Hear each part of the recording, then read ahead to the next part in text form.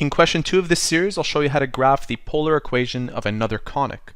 The question reads, graph the polar equation r is equal to 8 over 4 plus 4 sine theta.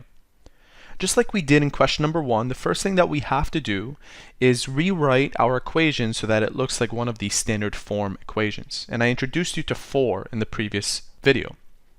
Now, without getting into too much detail, like we did in question number 1, the standard form equation that models the one that we've been given looks like this. So let's go ahead and convert this equation so that we have 1 plus sine theta at the bottom. And to do that, we have 4 plus 4 sine theta. I can factor out a 4 from the denominator. Here's what I end up with. R is equal to 8 over 4 being pulled out, 1 plus sine theta. 8 divided by 4 is 2.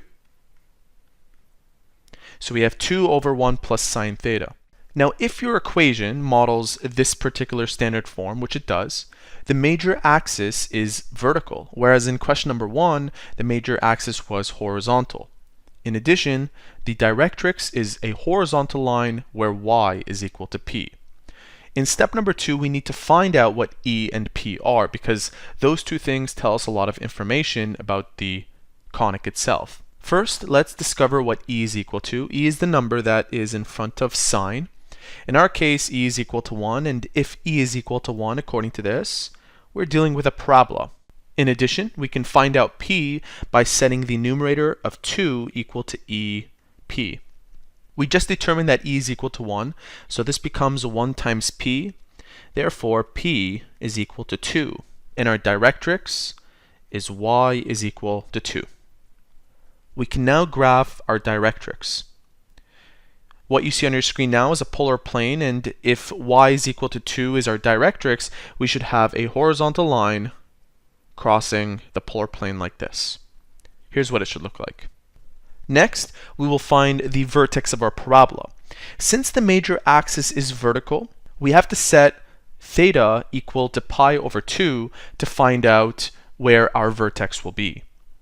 And since it's a parabola, unlike in question number 1, we don't need to check what r is when theta is equal to 3 pi over 2. Remember in question number 1 where we had to set theta equal to pi and 0? That's because an ellipse has 2 vertices. This is a parabola, so we'll only check when theta is equal to pi over 2.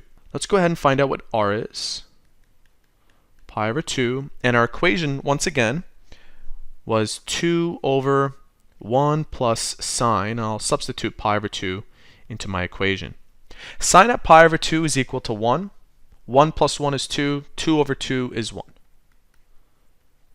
So our vertex will be at 1 and pi over 2. Now when it comes to graphing points on a polar plane, it's graphed differently than on an xy plane. On a polar plane, we first focus on the direction, and that's represented by the angle. Pi over 2 is shooting straight upwards, and it's 1 unit up. So our vertex is right here. Now, of course, I can always guess and sketch what the parabola will look like since I know it's opening down, but we want to be more accurate. And to do that, we need to create a table of values. This is what my table of values looks like.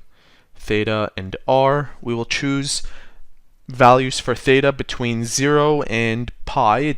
It's up to you. If you want to add more points, you can do that, of course. So I'll choose pi over 6, pi over 4, and pi over 3. Notice that all of these angles are between 0 and 90, but by all means you can choose more. Evaluating the equation at pi over 6, you should get 1.3. For this, 1.2, and for this, 1.1. So let's graph these points. At pi over 6, we have 1.3. That is approximately right there. At pi over 4, we have 1.2, which is right here, a little closer to that first ring.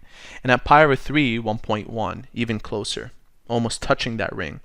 And if I sketch this, we'll have a parabola that looks like the following. Notice that I'm being extra careful that it stays symmetrical. And there you have it. That is how to graph the polar equation of a conic.